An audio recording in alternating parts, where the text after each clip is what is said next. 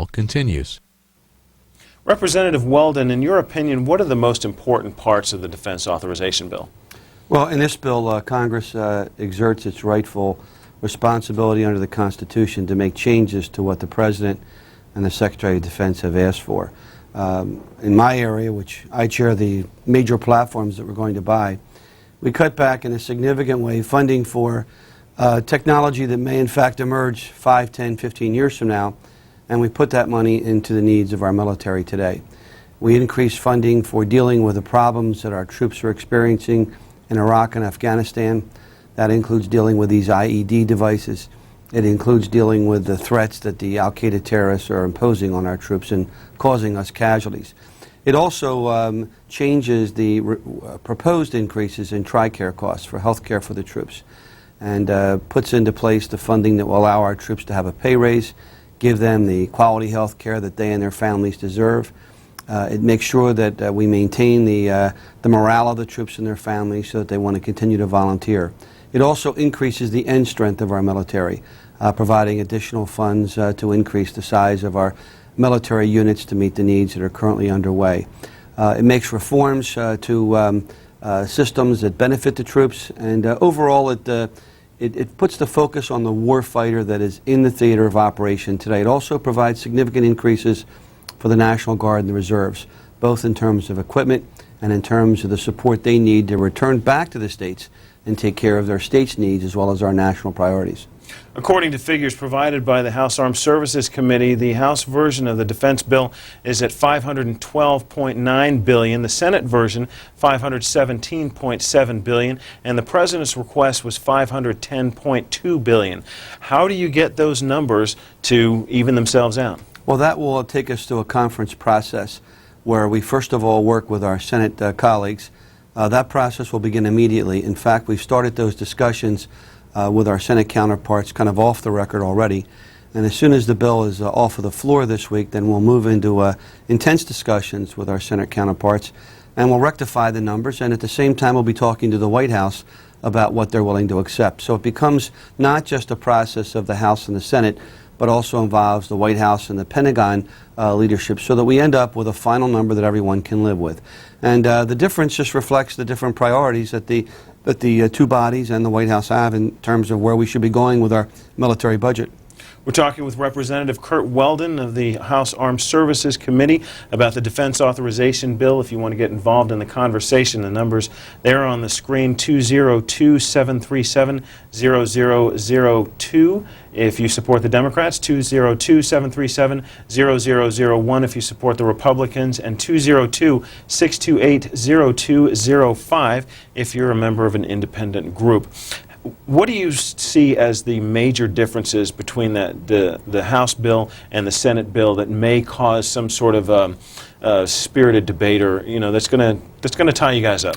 I don't think we'll have that this year. We've worked very hard to try to avoid the kind of contentious debates that caused us to go right up until the end of the last session of Congress. We've been working very closely with Senator Warner and Senator Levin. We have the highest respect for members on both sides. So I don't see the kind of contentious issues that occurred in the past. And I'm proud of our Armed Services Committee. It's one of the largest committees in the Congress. I've been chairman of a subcommittee for 12 years. And in 12 years, I've never had a split vote on any issue, which means before I bring the bill to the mark of my subcommittee, which has 28 members, I consult with my colleagues on the Democrat side, and we work out our disagreements. We try to make this committee as nonpartisan as possible because we believe that protecting our troops and our military, in fact, is supported by both Democrats and Republicans, which it is consistently. So I do not see the contention on the House floor. There will be some amendments and there will be some split votes, but by and large we'll get a solid vote on the bill. And when the bill came out of committee, only one member of the committee out of 62 voted against it. And I expect that same kind of lopsided vote on the House floor. And I think you'll see us move very quickly to get a bill with the Senate that can come back for a conference report sometime by midsummer, so the President can then have a chance to sign that bill into law. Lake Placid, Florida, you're on the Washington Journal with Representative Curt Weldon. Yes, good morning. Good morning. I was listening to your statement there, Senator Weldon. It's nice to see you.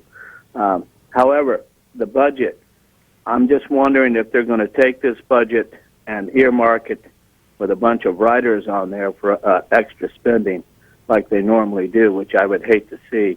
I would like to see a clear budget that covers all facets of our defense.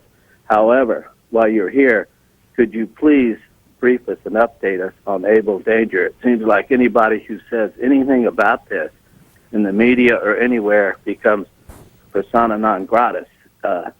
And I think there's many people out here that want to know what's happening with that. So, I thank you for the call. And on your first point, the committee is moving to have any member that requests additional funding to identify themselves. But, you know, I would defend the right of the House and the Senate to make changes. The initial request by the White House has their priorities and the Pentagon's priorities, and they're not always in line with what's best for the troops. I remember back in the 90s, the Clinton administration, on more than one occasion, never requested funds for a pay increase for the troops, while requesting funds for pay increases for our civilian federal personnel. Well, you can call that an earmark or a plus-up, but we happen to think that it was good sense that the Congress, both Democrats and Republicans on the committee, provide significant pay increases for the troops. We just felt that was right. So I think what you're saying is if there are other efforts, well, there are always changes to the budget. In my own case, unless the military wants an increase, I will not support it. On Able Danger, I'm glad you asked the question. Because there has been resistance by the previous administration and by some in this administration not to have this story told. The good news is the Inspector General for the Department of Defense is continuing a major investigation that I think is going to bring forth some significant revelations to the American people and significant changes in the intelligence oversight and what was done to Lieutenant Colonel Scott Schaefer and other members of the Able Danger team. Along with that work, I can tell you that I have a new witness. I've not announced this yet, so you've allowed me to offer this to our viewers. Another member of the military has retired and has come forth and will verify everything that the Able Danger team has said. You know, the American people have a right to know what happened in the run-up to 9/11. This is not about embarrassing people. It's about facts. And clearly, the Able Danger story that was completely kept out of the 9/11 Commission report, that has not been welcomed by either administration, needs to be told. 248 of my colleagues signed a letter last fall that I sent to Secretary Rumsfeld demanding that we allow the Able Danger principals to testify in an open forum. We've had one hearing. The investigation continues. The information continues to come out, and I can tell you the American people deserve to have answers, and as long as I'm in Congress, I will continue to push for what really happened in the run-up to 9/11. We continue the discussion regarding the defense bill in the House with Smyrna, Georgia, on our line for Democrats. Good morning. Good morning, y'all. Morning, Congressman. Good morning. I was wondering about what your statement was on the TRICARE position. I'm a retired veteran, Vietnam, Air Force. That's about it. Well, first of all, thank you for serving. You're the kind of person that many of us on the committee write this bill for, because in the end, it's not about profits for defense companies. It's not about jobs in congressional districts. It's about whether or not we are living up to the responsibility that Congress has in giving the benefits and the support to the men and women who serve our country and their families. And if we back away from that, then we're not doing our job. And we've done that throughout this bill with Democrat and Republican support. We have put into place additional protection funding, as I said, for our troops that are currently serving to minimize the potential casualties that we're seeing happen in theaters like Iraq and Afghanistan. But in the area of health care, John McHugh, our very capable chairman of the Personnel Subcommittee, and Duncan Hunter, chairman of the full committee, and Ike Skelton, they've gone to great lengths to make sure that we don't have massive increases in the costs of health care for our active duty personnel and as much as possible for our veterans. We have, in fact, taken away requested increases by the White House and the Pentagon for the co-payments that our military personnel would have to meet. And we've said that's not really living up to the commitment that the American people made to these individuals when they agreed to serve our nation. If you want specific details on a number of TRICARE initiatives that we've put forth, if you'll call my office or email my office today, I'll give you a complete summary of all the changes. Your member of Congress may have the same, but you contact my office as early as 8 o'clock this morning, and we'll get those specifics to you. And you can also find the Defense Authorization Bill hyperlinked on the C-SPAN website. Next up is Los Angeles, California on our line for Republicans. Good morning. Yes, I'm a Christian, but what I don't understand is if we're supposed to be a Christian nation, how come we're spending more money or as much money as the whole rest of the world on weapons and war? If you look at anything that Jesus said, blessed are the peacemakers and so on, and yet we are now the warfare nation. I don't understand. Could you try to explain, please? Absolutely. And what I would say, first of all, is let's put our defense spending into proper context. If you compare our defense spending today, and let's pick a previous time, I would not pick Ronald Reagan. That would probably be unfair because he led a massive increase in defense spending. Let's pick John Kennedy. When John Kennedy was president of the United States, we were spending 9% of our country's gross national product on the military. We were spending 52 cents of every federal dollar on defense. In today's budget, we're spending a little bit over 3% of our total GNP on defense, and we've significantly reduced the overall amount of money to the point of spending somewhere in the 21 to 22% range of the total federal budget. So we have, in fact, been making economies of scale. And back when Kennedy was the president, you had a draft. We sucked young people into the military, paid them nothing. Most of them weren't married. Today we have an all-volunteer force. Many of our military personnel have college degrees. Many have graduate degrees.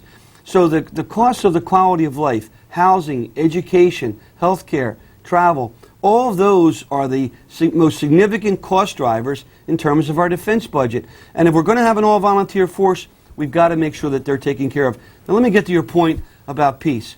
I take that very seriously. That's why, as the Vice Chairman of the Armed Services Committee, I went to North Korea twice. I sat across the table from Kim Gai-gwan to try to achieve a peaceful resolution, which I'm optimistic we'll get. I went to Libya, met with Gaddafi 3 times in a tent. Today, we've removed 60 metric tons of weapons of mass destruction from Libya without firing a single shot. And that's why I'm working on countries like Iran. I wrote a book about Iran a year ago, basically acknowledging the CIA hasn't gotten it right for the past 3 years.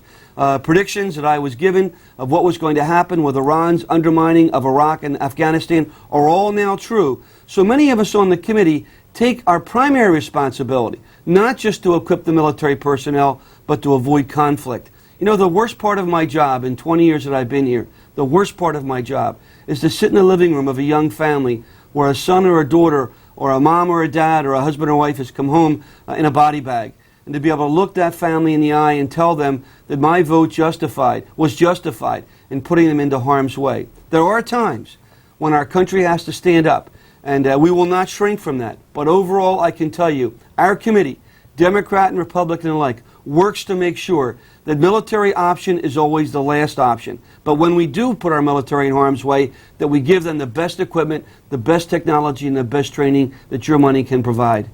Representative Weldon chairs the Tactical Air and Land Forces Subcommittee.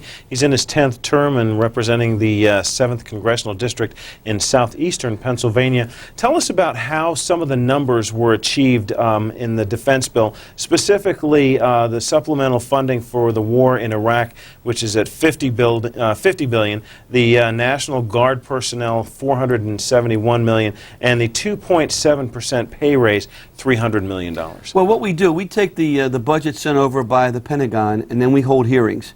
And each of our subcommittees, with strong bipartisan involvement, go through the various parts of this bill in finite detail.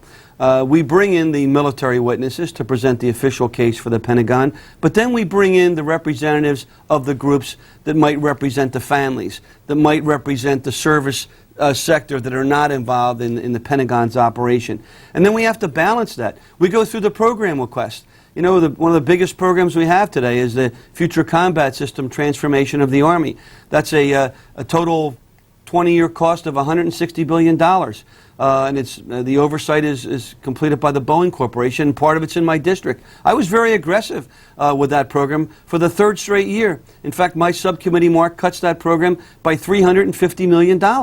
And we cut it because we feel that we need to have more control over the way that we're spending the dollars. We felt there was too much built-in leniency for the corporate leaders as compared to the other priorities that our military personnel have. So we have a give and take, and we have a very competent, professional, nonpartisan staff. Many of them are ex-military. They're people who really take their job in a very serious way. They go through these budgets in a very aggressive manner. They allow us to understand the need to ask the tough questions of the Pentagon. And in the end, we make some decisions that are not very well received by our Pentagon leaders. That's why the American people put us there. That's why our Constitution requires that there be this check and balances. We don't just give the Pentagon a blank check. You know, and to get back to your other caller, I'll give you one other position that we took in my subcommittee with, or the full committee with John Spratt, a capable Democrat from the South. We put together an amendment that provides additional flexibility in using our dollars to deal with emerging weapons of mass destruction threats in countries other than the former Soviet states. To give the administration the flexibility to go into a North Korea, to go into a Libya, to go into an Iran where we have worked out agreements and use some limited parts of these dollars to remove those weapons, bring them out, and eventually avoid that material getting into the wrong hands, getting into the hands of a terrorist, getting into the hands of a rogue state. And so the bill has a very comprehensive approach. I'm proud of this bill. I'm proud of the work that my colleagues on both sides of the aisle have done. My ranking member, Neil Abercrombie from Hawaii, has been very aggressive. We took on the presidential helicopter program. We cut that program because Neil did his homework, and he was right, and I supported him. We want this aircraft to be the safest aircraft possible. We received some pressure from the White House to move this aircraft along faster than what we think we're comfortable with. And so we took the steps to slow it down. Does that upset some contractors? Absolutely. Did it upset the White House? Perhaps. Is it the right thing to do? Overwhelmingly.